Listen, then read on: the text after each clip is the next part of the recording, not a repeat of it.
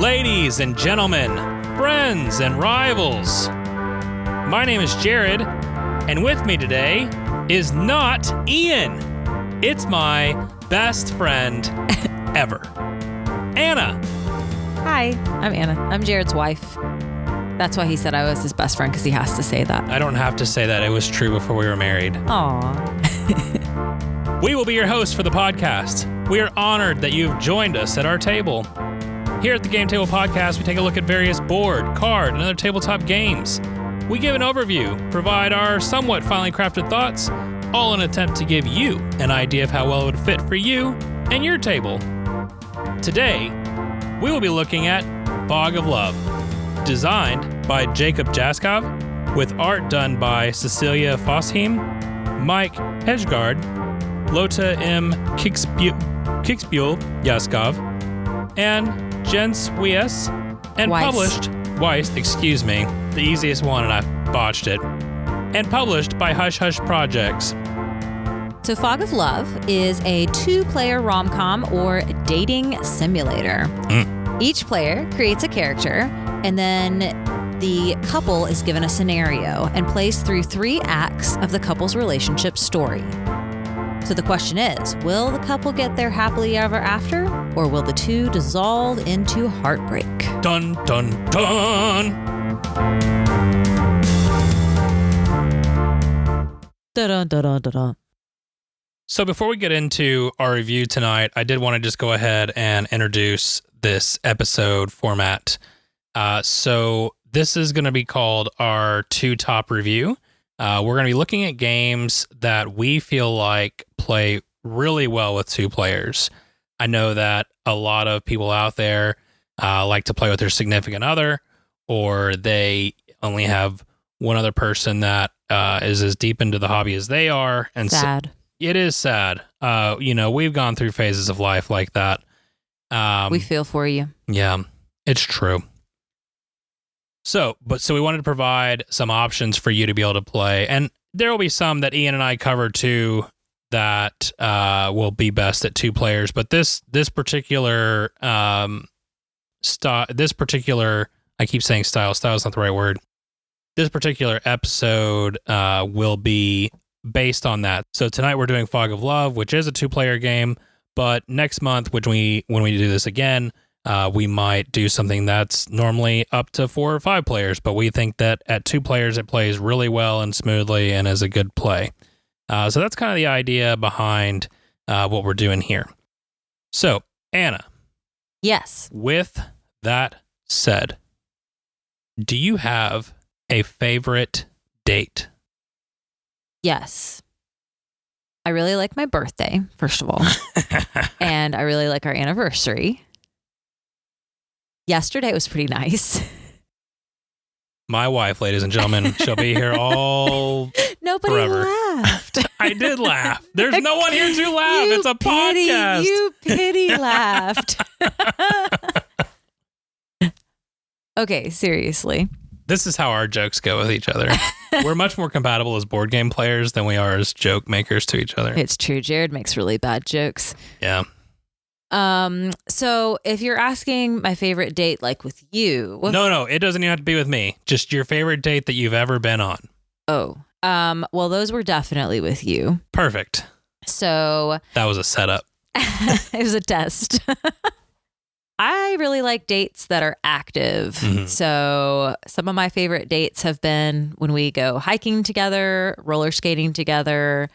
Ice skating's pretty fun, but Jared's way better at it than I am. So too kind. Yeah. And I really like when this isn't exactly a date, but I like it when we play sports together too, which usually that involves a few other people, unless we play racquetball. Frisbee golf. Or frisbee golf, yes. Yep. I think it's officially called disc golf, actually. That's true, but neither one of us are good enough at it to really worry about what it's actually called. We have official discs, though. We don't have frisbees. That's true. We do have official discs. I don't know why we have them, but we do, and we have a good time. It's a lot of fun. So there you go. So what is your favorite date, Jared? So you and I have a tradition where both of our birthdays are a week apart in December, and I set up the big family thing that we do with the kids, and we go make a full day of celebrating our birthdays. And then you do the more like what you and I are going to do for a one-on-one thing when we give the kids off to a babysitter or grandparent or something. I always really enjoy those. I feel like every single time you really nail it.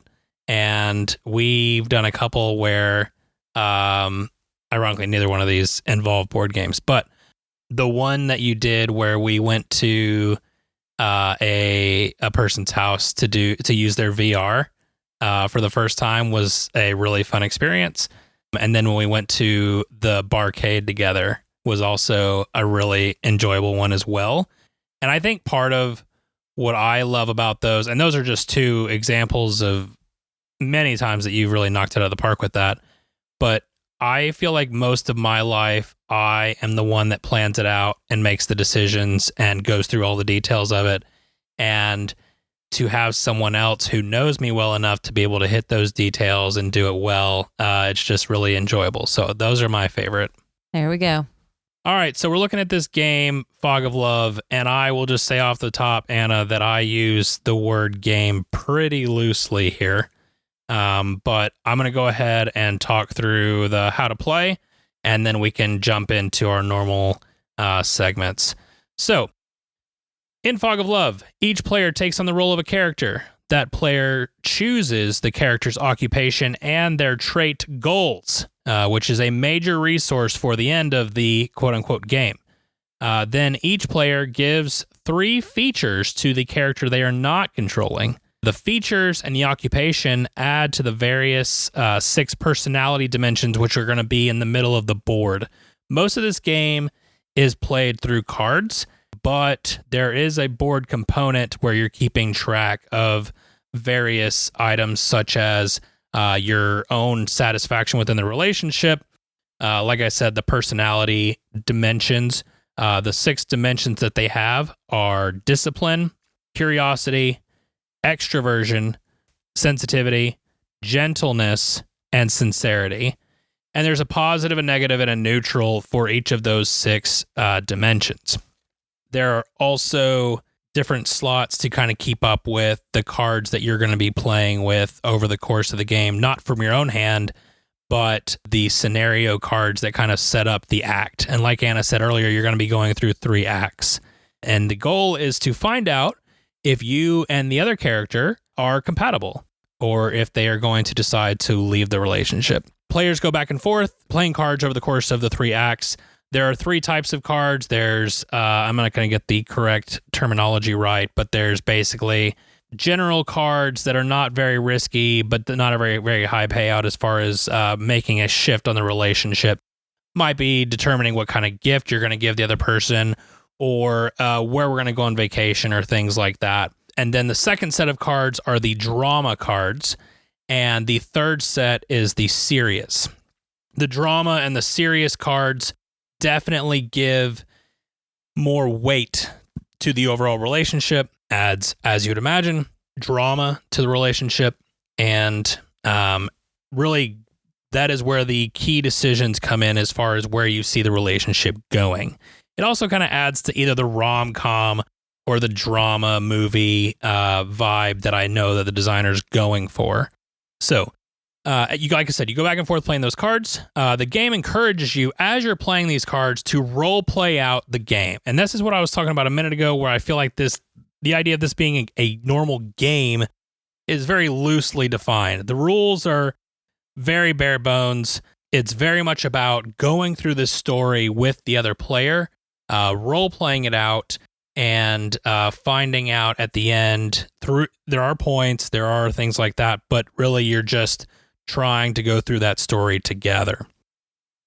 In addition to the normal cards that you play, and again, those cards that you're playing will have experiences, conversations, likes, dislikes, fights, dramas, surprises, and even secrets.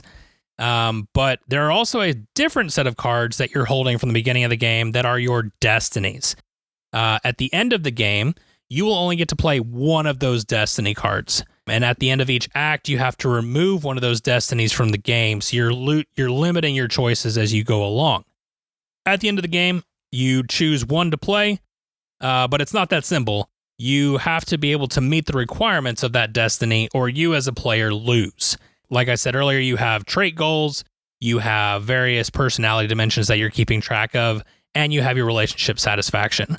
All of those go into play when you're looking at whether or not you are compatible with the destiny that you have chosen. Those destinies can be anything from happily ever after to a relationship that the two are working together well as a team. It might be heartbreak, where one decides to leave the relationship. It might be that one decides to change who they are for the other one. And so there's all these different possibilities, and you might not end up with the same outcome as your partner. And so there's that element as well. Again, mostly a role-playing game with a light set of rules to go along with it. But we'll jump back over and talk with Anna about things that we liked and didn't like and so forth. Anna, why don't you start us off? What are some things that you really liked about this?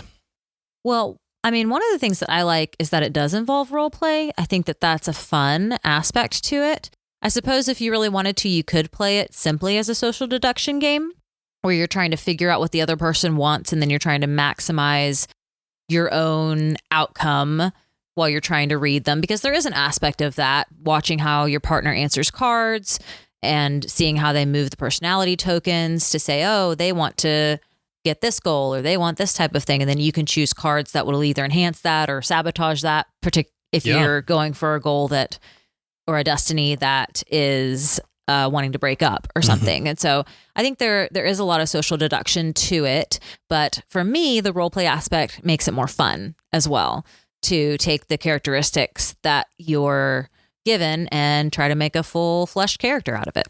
Yeah, for sure. I would say that just diving in as well, that to me, my favorite part about this is that it is a great tool to have a fun, light role play session, for people that are not sure how to enter into that, or they need help getting started. This will help facilitate that. I've seen experiences with other people where they were entirely afraid of picking up D&D and role-playing a character through that, but with a mechanism like this, where they're kind of given the pieces to help build the character and then they kind of get walked through it, they were much more comfortable with that kind of scenario.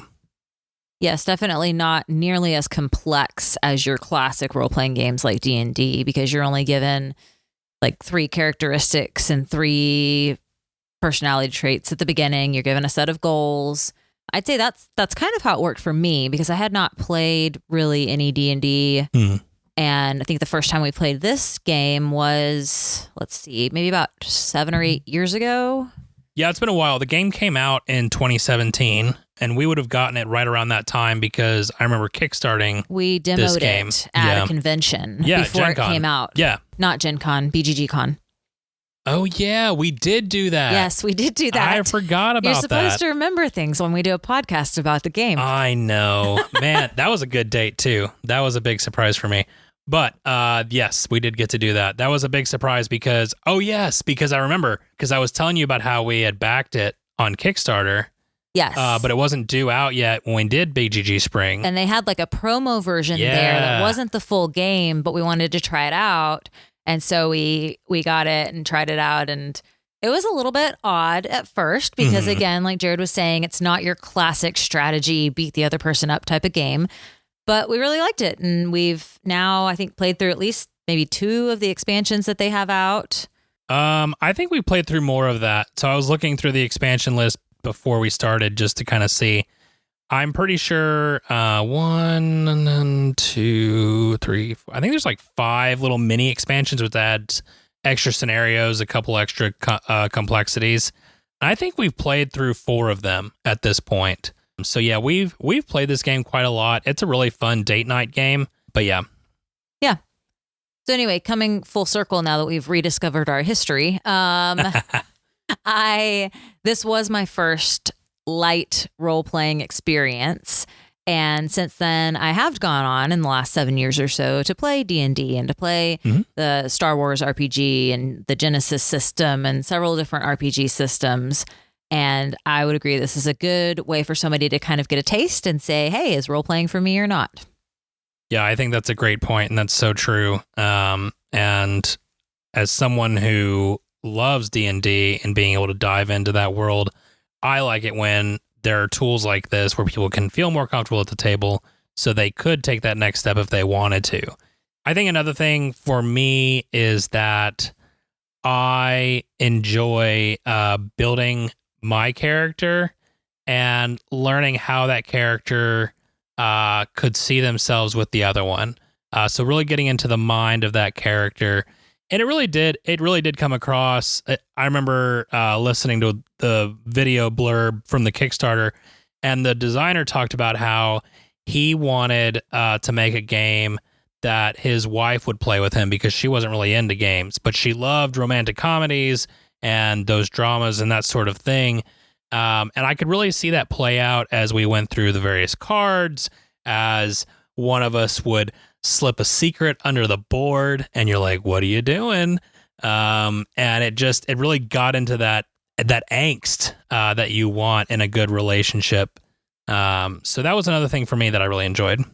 Definitely. Yes. And I liked that there was that, like you're saying, when you're building your character, you're not necessarily knowing the character that I'm building. And so I'm remembering one time when Jared built a very outgoing, audacious type of a character, and I built this very shy, demure character. And so the whole game, Jared's putting all these almost innuendos out and compliments out, and my character's just sitting there very embarrassed by everything and choosing just, the least flashy option possible from every single card. And we had to figure out, could those characters be a couple and work together or not? Because there are scenarios where the couple breaks up. Yep. But I think the way that we've always played it is we always want to see, can we make them work or not?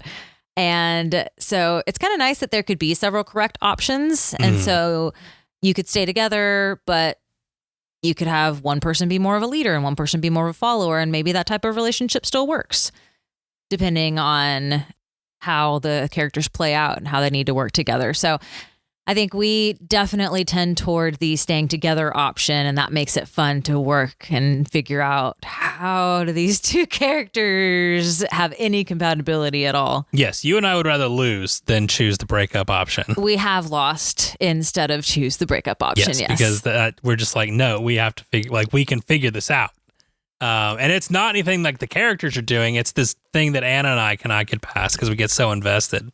It kind of feels like a puzzle, though. It does, yes. It kind of feels like the easy way out would be to break up. And if we play the game right, almost like your co-op games, if we play the game right, we can beat the game and make these two characters be together, even though obviously they're not compatible. It's true. And it's not truly a co-op. I mean, you are working together, but you have your own set of goals or things that you are looking for, which very much makes it more of if you're playing the game as the game intends, you're playing this game for you and your character and hoping that this will work out. But if it doesn't, then, that's life and there's more fish in the sea kind of thing. Yeah. And that's really something I like about it too, is that there's more than one right outcome. Mm-hmm. You're not going for a particular ending. You're going for figuring out what the best ending is as you go through the game. There's several different ways to win together or to win just yourself. Right. If that's what ends up happening. I also thought the scenarios that they came up with were pretty realistic and very fun. There's a lot of lighthearted ones like, oh, what kind of breakfast in bed am I going to cook for this person? Or what treat would he like for me to bring him at work? And things like that. But then they also got serious as the game progressed. Yeah, they have a lockdown one where they simulate you going through COVID together. Or there's one where both in-laws suck. So you've just gotten married and you have to go through all this drama with the in-laws and all the things that they're adding to your relationship. There's a really fun one. I actually really enjoyed this, and it's more complex, which is hard to say because we're going to get to this in a second. The rules are not very deep. In fact, it's weird because I think I make it harder than it has to be because I always go back to the rule book every time we open this up because I'm like, okay, I have to be missing something. because I want there to be more rules than there actually are. And as a serious gamer, that can be frustrating at times. But anyways, there's one called Paranormal Activity, where the game, it kind of gives you a chance to, well, actually, I don't want to spoil that one. So it almost gives you the chance to take these individual scenarios and to do a light legacy. Light option. is the key word, but it can come up, yes, as a legacy variant almost. Yeah, that one was interesting. It very much, that scenario can loop itself back into other scenarios, is all I'm going to say. But if you are on the fence about it and you only want to pick up like one expansion, I would highly recommend that one, because it's probably the most fun of the extra scenarios that you can pick up. Anything else on the things that you liked? Well, I'd just say, so personally, I think that we like this game as a couple. I think that we find it fun to play as a couple and fun to role play as a couple. It's fun to find characters that are different than ourselves and to play them. And I also have a secret that I'm going to share with you all, so don't tell anybody. Sometimes we're going to have no friends after you share this secret. Sometimes we create a character and it's just so much like one of our friends that we pretend that we're playing one of our friends. So, and there's just really nothing like getting super invested in making sure that your friends don't split up in the game that you're playing about them. We work really hard for you guys, I promise. The hardest. We really want to make sure that everyone's happy. I will clarify, we don't go into it with the intention of being like, we want to create this person in real life. Just if the boot fits. The boot fits, you know? Sometimes you watch TV and you're like, wow, that's my friend on TV right there. And sometimes you create a character in a game and you're like, wow, this is that person. I didn't realize what I was doing. But we're always very kind to you guys, I promise. Yeah, always. There was only been a couple of breakups. I will also say, lost my thought. Oh, yeah.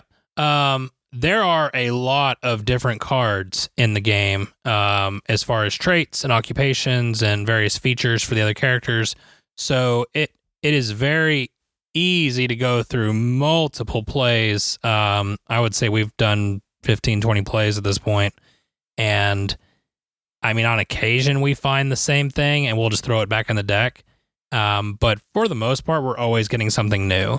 I never feel like I'm playing the same character twice, which is great. So having that variability really does help in a game like this where you're telling a story. You never want to tell the same story twice, kind of thing. It's true. And I know we mentioned a few of the more lighthearted scenarios, but like Jared was saying, the scenarios get more complex as the game progresses, which is very fun because it kind of ramps up the game. Just as you start to understand your partner, it gets more complicated and there's more complex things to understand. And I feel like it really mimics well as a relationship gets more serious and the increasing complexity in a real relationship too. Absolutely. All right. What about things we didn't like? Well, and it goes along with, like we were saying, sometimes it feels like us versus the game. Yep. Because you're only given a limited hand of cards and you've got to choose to play one each time. And then at certain points in the game, you can't draw from the easy deck anymore. You have to draw from the hard decks. And so there's definitely been times where none of the cards in your hand really seemed to fit. And so in those times, it kind of felt less like I'm exploring this with my partner and more like I'm playing against the game. All destinies against me and my relationship. But there were other times where the responses, just a few times, they usually did a pretty good job of having varied responses on the card. So you could pick the one that most closely fit your character. But there's been a few times where I felt like none of the responses on this card fit my character. I think that makes a lot of sense. I know that you and I do a home ruling that there's certain points in the game where, like, if we feel like there's nothing that fits our character, we toss the hand and redraw. And that's not what the game wants you to do, but it also kind of is what the game wants you to do because the game is really encouraging role play above everything else. And so you want to be able to stay within character, but I don't know. It's a messy thing where I understand the game wants you to work with what you're dealt, much like what happens in life, but there are, like Anna said, there are times where there's just nothing that really fits either the scenario or what you as a character are doing. And so I wish there was a built-in, like, once a game or a certain action you can take to redraw or something like that would have been really nice. So yeah, I think that's a great point. I know for me, one of the ones that really frustrates me, and I mentioned it a second ago, is the rule book. The rule book is super vague, and I get that probably has to be the case for a game that's more about role play than it is about the game itself. But I think we could have added a little bit of structure here to make it easier for people to get up and going and just get into the game. There's a tutorial scenario that comes with it. I think that thing is not worth anything, and you're better off just reading the rules as best you can and just diving in. And honestly, if you go through the rules once and you still feel a little bit confused, I would just play the way you think you understand it, and just remember that the game wants you to role play, and that's more important than the rules itself. Yeah, I'd say sometimes we got a little bit too caught up in the role play, because one of the rules that it does have is there's several different chapters, and the game will give you a more complex scenario, and you have to draw from those more complex decks when you enter in the different chapters. And you really do need to keep track of the number of cards that you're allowed to play per chapter. We have accidentally gone past that a few times, but it does kind of mess up the game if you have more time than the game gives you to accomplish the goals. I think that is limited for a reason. Right, because if you could just play cards forever, then you would never need to play the Destiny, and therefore it would kind of eliminate the game part altogether. So yeah, that's another great point. So I guess the only other thing for me, and this is something I kind of alluded to earlier, is that usually when I play the game, I want a happy and healthy outcome for all of the couples. But some of the stories were not intended to end that way that the game gives you. Some of the characters that we've tried to make be in a relationship probably are not actually compatible. And so sometimes it was actually better for the couples to split up, or sometimes the relationship might work, but it wasn't actually a very healthy relationship. Maybe one person was very domineering and the other person was very subservient, or something else that you would consider to be an unhealthy relationship. And so I know that's realistic, but makes it less fun when you can't just have a happy ending for everybody. Yeah, I mean, obviously I get it because I play the same way.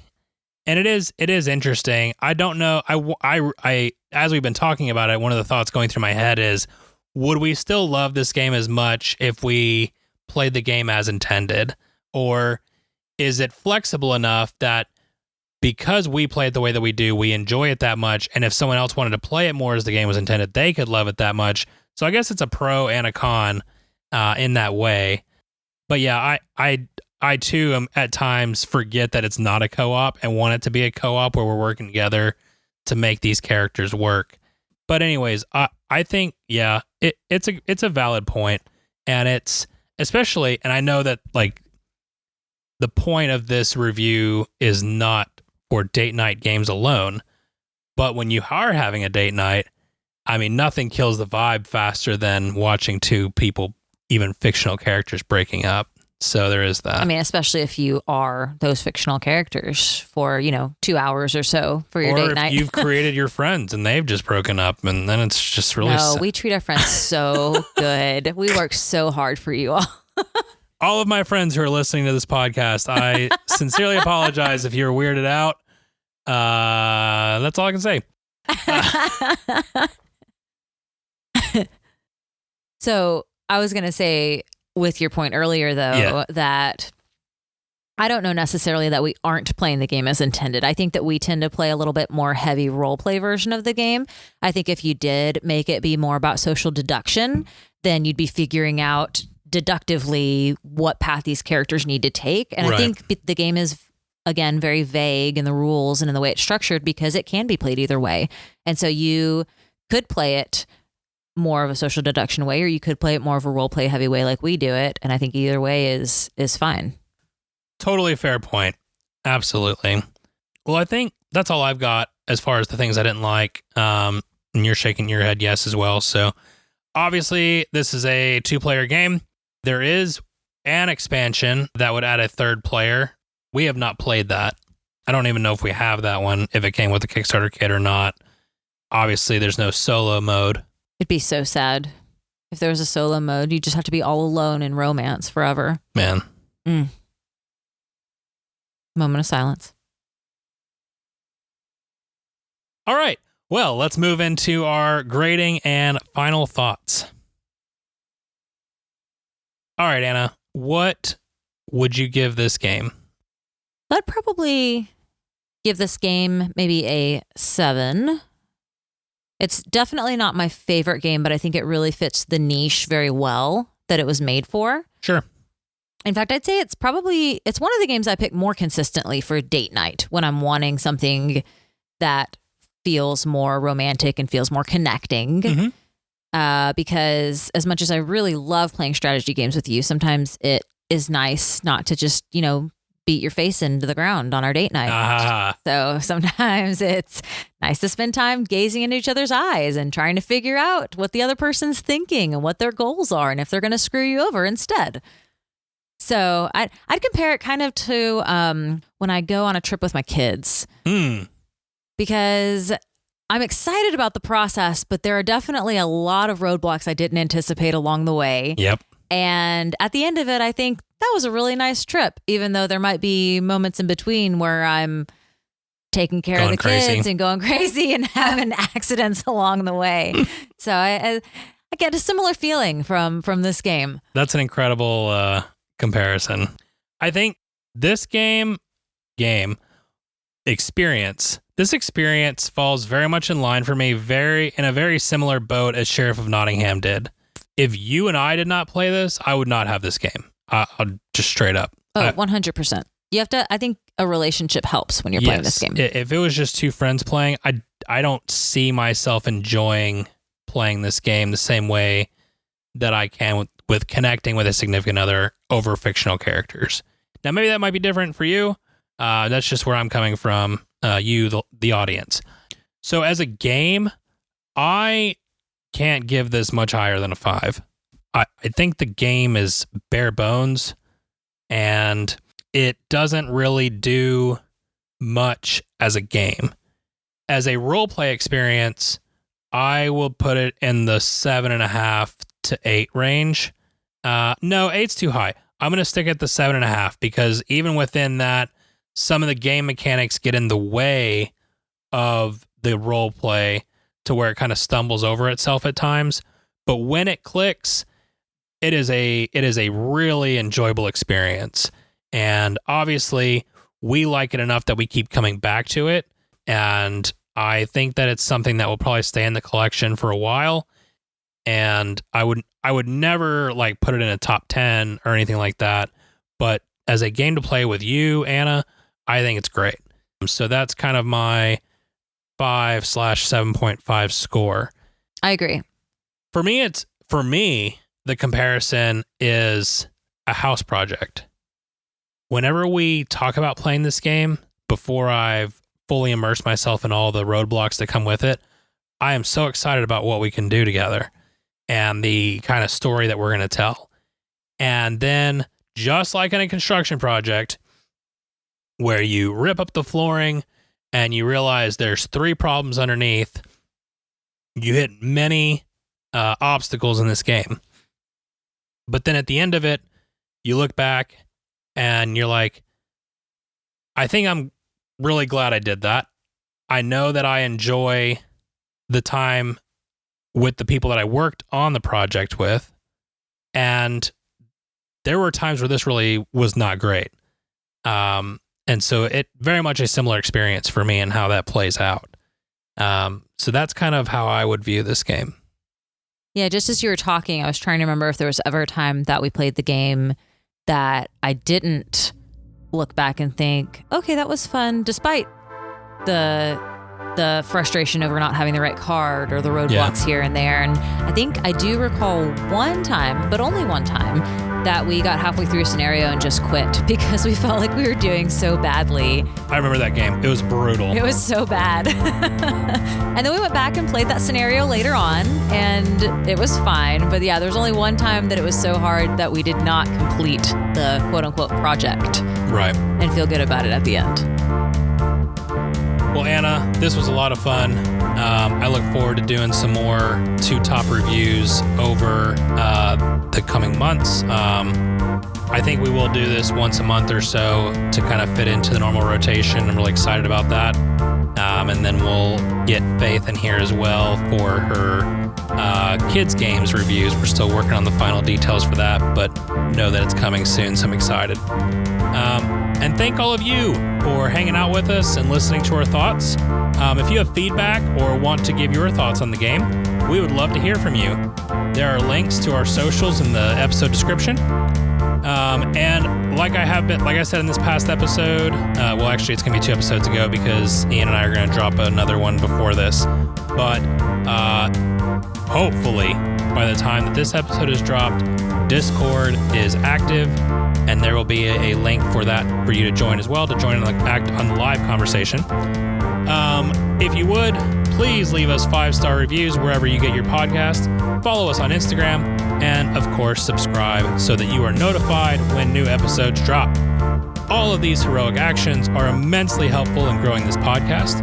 Special thanks to Angie Santiago for our cover art, and to you, Anna Snyder, who made the music.